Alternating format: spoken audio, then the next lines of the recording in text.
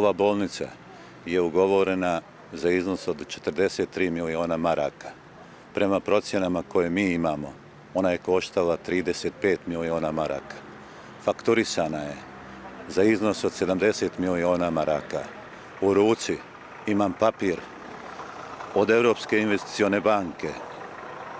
Ovo može svako od građana ući na sajt Europske investicione banke, u kome se jasno vidi da je za bolnicu u Bijeljinu odobren kredit 25.10.2011. godine, da je podignut iznos od 200 miliona maraka.